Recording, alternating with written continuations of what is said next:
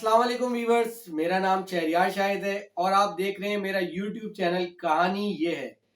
नाज़रीन, सबसे पहले मैं आप सबका तहे दिल से शुक्रगुजार हूँ क्योंकि आपने मेरा यूट्यूब चैनल सब्सक्राइब किया और मेरी पहली वीडियो का जो आप लोगों ने फीडबैक दिया है उसके लिए मैं आप लोगों का तहे दिल से शुक्रगुजार हूँ। और मैं उम्मीद करता हूँ कि आने वाले वक्तों में भी आपका इसी तरह मुझे सपोर्ट मिलता रहेगा कि आपकी मोहब्बत, आपके जज्बात, आपके खुलूस की मैं कदर करता हूँ और इंशाल्लाह ताला मैं इससे और अच्छे वीलॉग्स आपकी खिदमत में हाजिर करता रहूँगा। नाज़रीन, देखा जाए तो मुल्की सियासत का दर्जा हरारत बहुत हाई है।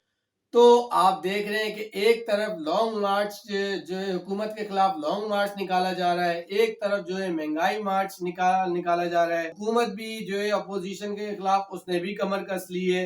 तो ऐसा लग रहा है कि पाक भारत जंग सी छिड़ गई है।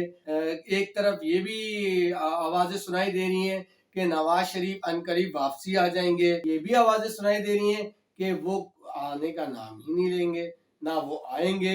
और जो उनकी रिपोर्ट्स हैं, कोई ये कह रहा है कि ये जाली है, कोई कह रहा है कि ये रियल है। तो जितने मुंह उतनी बातें हैं। और एक तरफ मौलाना साहब को माइनस करने की भी आवाजें आ रही हैं। वो क्या आवाजें? वो ये है कि हफ्ते के रोज आपने देखा बिलावल जरदारी साहब, शहबाज शरीफ साहब और मरियम की मीटिंग हुई जिसमें मौलाना साहब दूर दूर तक नजर नहीं आए। तो उसको देखते हुए लोगों ने बातें शुरू कर दी, चहमगोइयां होने लग गई कि मौलाना साहब को एक दफा फिर माइनस कर दिया गया। पीपल्स पार्टी PMLN ने एक दफा फिर मौलाना के साथ हाथ कर दिया है। तो ये बातें भी गर्म है। तो नाज़रीन, इन सब मौज़ूआत पे आज डिस्कशन करेंगे। और लेकिन मेरा सवाल ये है कि जो हमारे मुल्क के रहबर हैं, क्या वो सियासी मफाद के लिए जिंदा है या अवाम की खिदमत के लिए जिंदा है? मेरा आज का आपसे ये सवाल है कि जो हमारे सियासी रहबर हैं वो क्या मफादात अपनी सियासी मफाद के लिए एक दूसरे से ताल्लुक जोड़ते हैं और तोड़ते हैं या फिर सिर्फ अवाम का सोचते हैं? तो इसका हम पहले शहबाज शरीफ साहब का एक क्लिप है, वो चलाइएगा जरा, उसके बाद मैं आपको इस चीज का जवाब देता हूँ। रिस्पॉन्सिबल रोल अदा ना किया, जिम्मेदारी अदा ना की, तो फिर हमें आने वाली नस्लें वो माफ़ नहीं करेंगी। जी नाजरीन, आपने सुना शहबाज शरीफ साहब क्या कह रहे हैं कि रिस्पॉन्सिबिलिटी अगर अदा ना की तो आने वाली नस्लें हमें माफ नहीं करेंगी। तो शहबाज शरीफ साहब, आपसे मेरा सवाल है कि आप जो है मॉडल टाउन का वाकया भूल गए जिसमें आप वो गुल्लू भट्ट जो है उसको आप भूल गए? आप रिस्पॉन्सिबिलिटी अदा करेंगे, आप आवाम की बात करेंगे, माजरत के साथ सर आप आवाम की बात करेंगे। इस तरह रिस्पॉन्सिबिलिटी अपनाई जाती है। गुल्लू भट्ट बेच के, आवाम को मार के, आवाम की इमलाक को नुकसान पहुंचा के, आवाम की जानों को नुकसान पहुंचा के, इस तरह सर आप किस मुंह से बात कर रहे हैं सर कि आने वाली नस्लें को जवाब नहीं दे सकेंगे? सर क्या जवाब है आपके पास आने वाली नस्लों के लिए? मुझे ये बताएं, आप ज़ैनब कत्ल केस भूल गए सर? उस लाचार बाप की क्या हालत थी सर। मैं नाज़रीन आपको दिखाता हूँ, ये आप देख सकते हैं। ये देखें आप, वो बेचारे प्रेस कॉन्फ्रेंस कर रहे थे, बराबर में ये शहबाज शरीफ साहब बैठे हुए हैं। ये देखें, इन्होंने उसका माइक बंद कर दिया सर। ये आवाम की बात करेंगे? ये तो जब ये हुकूमत में थे इन्होंने किस तरह आवाम का जीना दोबर किया था।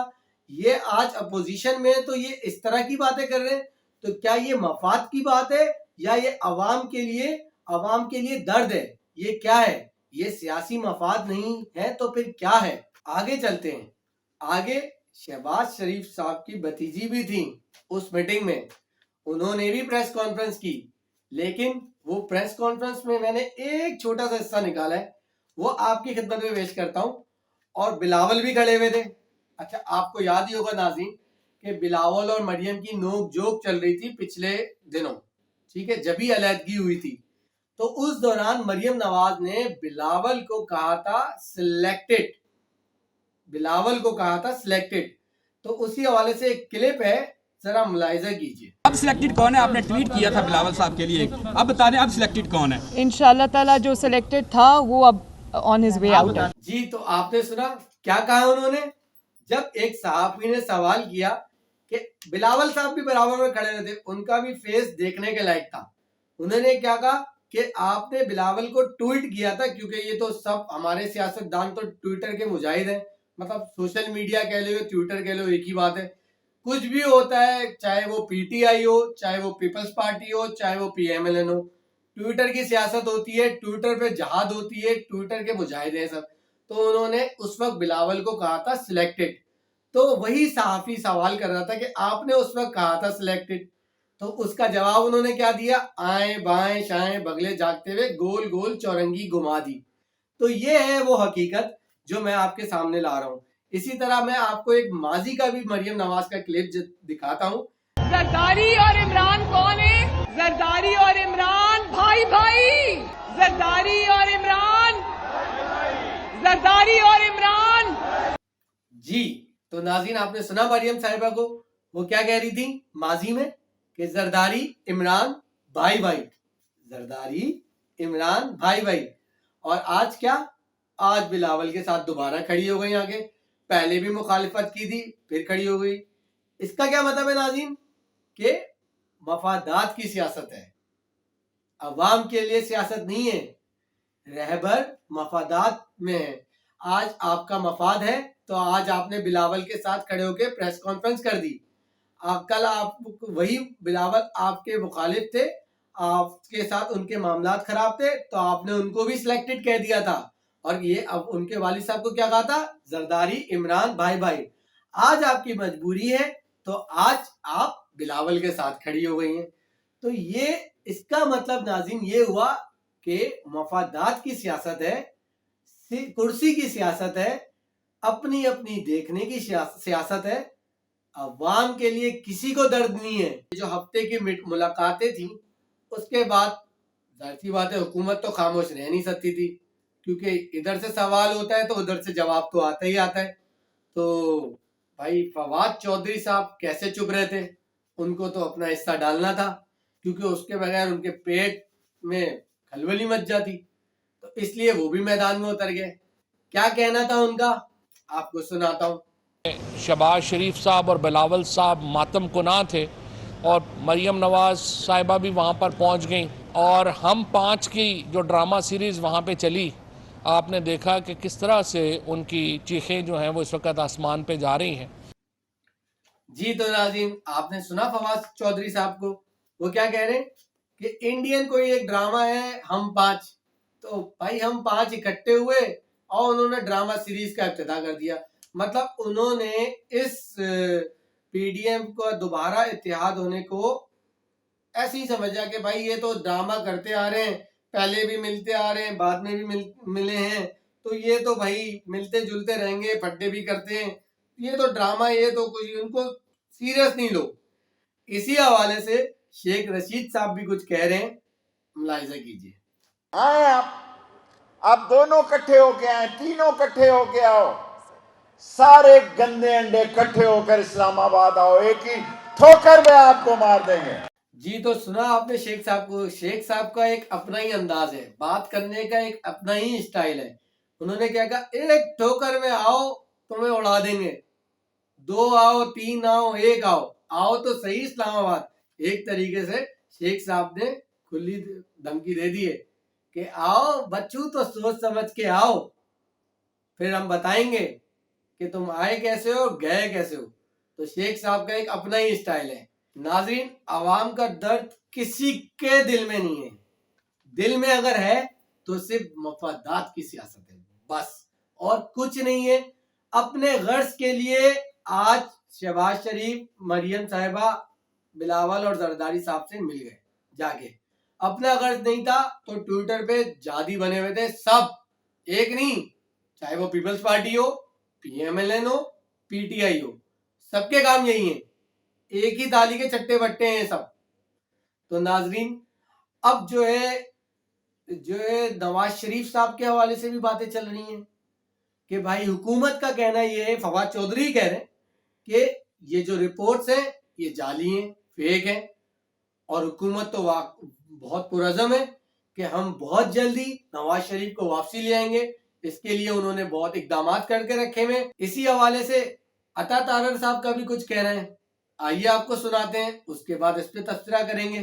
ہم نے کبھی نہیں کہا کہ میاں نواز شریف خدا نہ خواستہ چلنے پھرنے سے قاصر ہیں. ان کے یہ جی میں آیا کہ میں پاکستان واپس آ جاؤں تو باوجود اس بات کے کہ ڈاکٹرز کا کیا مشورہ ہے, اگر انہوں نے ٹھان لی تو وہ پاکستان واپس بھی آئیں گے. جی عطا تارڑ صاحب, آپ نے کبھی نہیں کہا, آپ کے لیڈرز نے جتنے بھی ہیں, مریم بی بی نے, شہباز شریف صاحب نے کبھی نہیں کہا کہ نواز شریف صاحب کی طبیعت خراب ہے, وہ چلنے پھرنے کے قابل نہیں ہے.